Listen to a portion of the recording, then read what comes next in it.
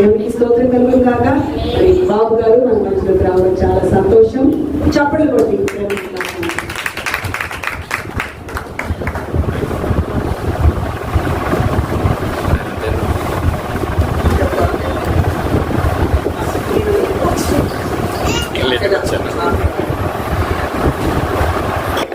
దేవునికి మహిమ కలుగును గాక.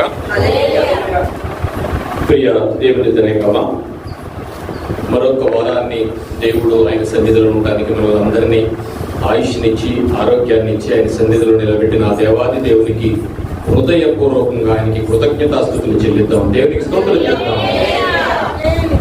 జరిగిన కాలం అంతట్లో మనల్ని కృపలో భద్రపరిచారు. మరొక పునరుత్థాన దినాన్ని మనం ఉంచారు ఆయన. అలాంటి సమయాన్ని బట్టి సమయాన్ని సద్వినియోగం చేసుకుంటూ మనం ఆ వాక్యంలో వెళ్ళిపోదాం. మత్తయి సువార్త 5వ అధ్యాయము. మత్తయి సువార్త 5వ అధ్యాయము 3-4 వచనాలు చదువుకుందాం. మళ్ళీ చదవండి.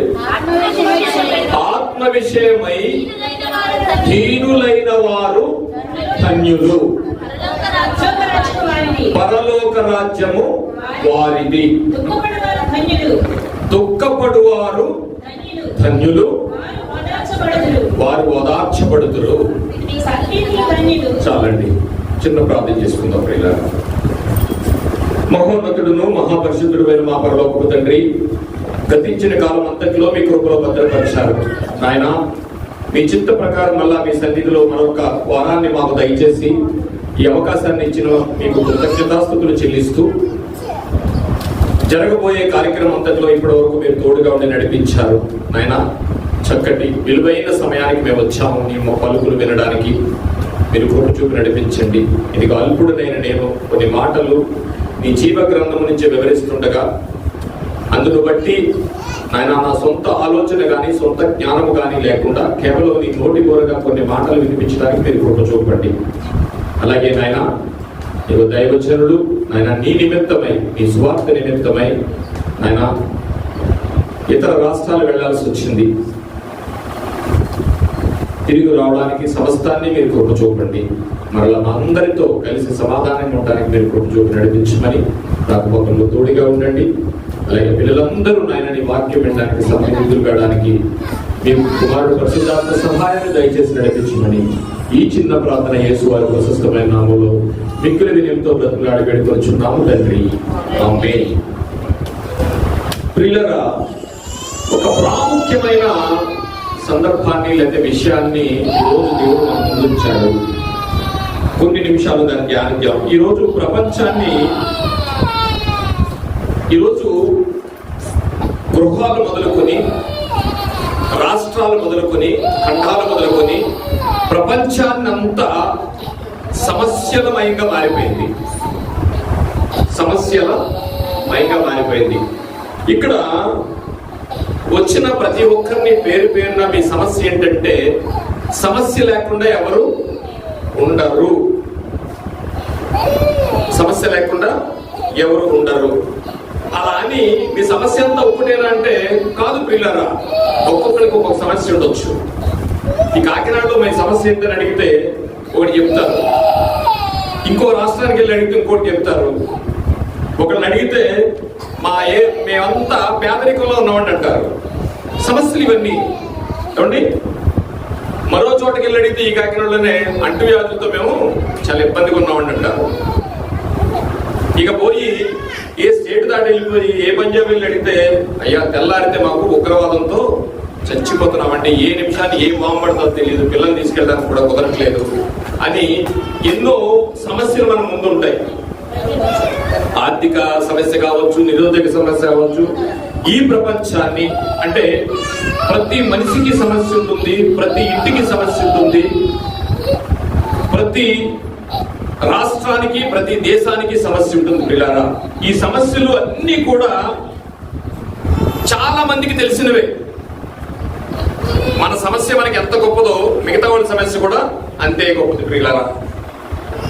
కానీ మనిషికి, మానవుడికి మొదటి నుంచి ఇప్పుడున్న సమస్యలు ఉన్నాయా అంటే ఒకప్పుడు లేవు. ఒకప్పుడు లేవు, కానీ ఇప్పుడు ఆ సమస్యలు వచ్చాయి. అంటే ఉదాహరణకి పూర్వకాలం ఈ ప్రపంచ జనాభా ఎక్కువైపోయిందని జనాభా సమస్య ఉందా? లేదు. ఇంకొకటి చిన్న సింపుల్ గా మనం మాట్లాడుకుంటే, పూర్వం కోళ్ళు తినేసేవారు కదా. నాకు తెలిసి ఒక ఆయన ఉన్నాడు పొలిటీషియన్, నేను చూస్తుండగానే 2 కోళ్ళు తినేశాడు. సరదాగా కూడా చెప్తాను. ఒకసారి ఆర్ఎండ్బి గెస్ట్ హౌస్ లో ఉంటుండగా మినిస్టర్ గారు, నేను అక్కడే ఉన్నాను, ఎవరో ఆర్డర్కి వచ్చారు అశోక్ హోటల్ నుంచి. వచ్చినప్పుడు ఆయన చెప్తున్నాడు ఏంటంటే, ఏదో రైలు వేపుడు అన్నాడు, కోడి అన్నాడు, మేక అన్నాడు, ఇవన్నీ ఒక పెద్ద ఆర్డర్ ఇచ్చాడు అని చెప్పి అక్కడ ఉన్న వాళ్ళందరికీ ఏమన్నాడు తెలిసిన, మీరు కూడా ఏమైనా కావాలంటే చెప్పుకుంటారు అన్నాడు. అంటే వీళ్ళందరూ అనుకున్నారు, చెప్పింది మన అందరికీ ఏమనుకున్నారు, ఆయన ఒక్కడికినట్టు అది. సో నిజమే, నిజం కూడా. ఆయన పెద్ద మినిస్టరు, పొలిటీషియన్. పొలిటీషియన్స్ లో నాకు తెలిసి ఈ ఇండియాలో తన సొంత ఆస్తిని అమ్మి పొలిటికల్ గా పెట్టినవాడు ఆయనే. సో ఇప్పుడు ఒకప్పుడు చికెన్ తింటే సమస్య లేదు, ఇప్పుడు సమస్య అయింది. ఇవన్నీ సమస్యలు అయినప్పటికీ మధ్యలో వచ్చినవే తప్ప పూర్వకాలం నుంచి మనిషికి అనేక సమస్యలు లేవు. ప్రియులారా, శాస్త్రవేత్తలండి ఈ సమస్యను తెలుసుకోవడానికి నేను ఇంట్రడ్యూస్ చేస్తానేమో ఇవాళ ఒక సమస్యని, మీరు కూడా గెస్ చేయండి. ఆ సమస్య గురించి మనం మాట్లాడుకుందాం, కొంతవరకు చెప్పగలనేమో. అవసరమైతే ఆయన చల్లగా చూస్తే మరొకసారి చెప్పుకుందాం, వెళదాం. ఈ సమస్య అండి, ఈ ప్రపంచ సమస్యలంతటినీ ఒక సిస్టమ్ ఒకటి ఉంది. కాకినాడలో సమస్య వచ్చిందనుకోండి, వెంటనే ఏం చేస్తారు, ఎమ్మెల్యే గారు అందరినీ ఆయత్తపరిచి ఎస్పీ గారిని తీసుకొచ్చి ఏంటి సమస్య అని ఆ సమస్యను తేల్చేస్తారు. అలాగే ప్రపంచం అంతా కూడా సంవత్సరానికి ఒకసారి కానీ 2 సంవత్సరాలకు ఒకసారి కానీ మేధో మదనం అని జరుగుతుంది. మీకు తెలుసా? మేధో మదనం అంటారు దాన్ని. మేధో మదనం అంటే ప్రపంచ సమస్యలు ఏమున్నాయి అని ప్రపంచం అంతా, యుక్రెయిన్ ఆ పక్కన రష్యా కొట్టుకుంటున్నా, వాళ్ళ చక్రవర్తులు వీళ్ళ చక్రవర్తులు కలిపి ప్రపంచంలో జరిగే సంవత్సరానికి 5 సంవత్సరాలకు ఒక్కొక్కసారి మేధో మదనం జరుగుతుంది. ఆ మేధో మదనంలో ఏం చేస్తారంటే, ఏ ప్రపంచానికి ఏ సమస్య ఉందని చాలా 3-4 రోజులు, ఇంచుమించు 10 రోజులు కూడా ప్రపంచంలో మీటింగ్లు పెట్టుకుని, ఆ మీటింగ్ ఏ సమస్య ఏంటి, ఆ సమస్యకి పరిష్కారం ఏంటి అని చూసుకునే ఒక పద్ధతి ఒకటి ప్రపంచంలో ఉందండి. దాన్ని మేధో మదనం అంటారు. మేధావులందరూ కలిసి, మదనం అంటే కపం చేయడం, అంటే చిలకరించడం. పెన్ను మనం తీస్తాం కదా, అది అంతా చిలకరించడం, అది ఏమొస్తుంది, పెన్ను వస్తుంది. అలాగే మేధావులందరూ కలిపి మదనం చేస్తే సమస్యలు ఏంటో బయటకు వస్తాయంట.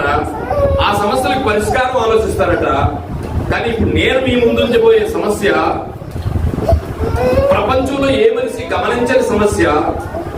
మేధావులందరూ కలిసి మేధో మదనం చేసినప్పుడు కూడా ఇప్పుడు నేను మీ ముందు ఉంచబోయే సమస్య, దేవుడు మన ముందు ఉంచబోయే సమస్య, అసలు వాళ్ళ లెక్కలోనే ఆ సమస్య లేదట. ఇది ప్రపంచానికి పట్టుకున్న ఓ భయంకరమైన సమస్య. అలాంటి సమస్య ప్రపంచ మేధావులు కలిసి ఆలోచిస్తున్నా సరే ఈ సమస్య గురించి ఆలోచించారట. ఇక ఎన్నో సమస్యల గురించి ఆలోచిస్తారట. అవన్నీ సమస్య కంటే ఇప్పుడు దేవుడు మన ముందు ఉంచిన సమస్య చాలా ప్రధానమైంది మానవుడికి. కానీ ఆ సమస్య గురించి అసలు సమస్య ఉందని ఆలోచించిన స్థితిలో ఈ మానవులు ఉన్నారట. ఏమిటి ఆ సమస్య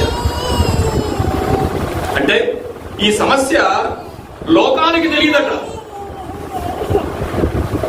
మన ప్రపంచంలో, మన భారతదేశంలో కూడా అనేకమైన మేధావులు ఉన్నారు, సంఘ సంస్కర్తలు ఉన్నారు, ఎంతో మంది ఉన్నారు.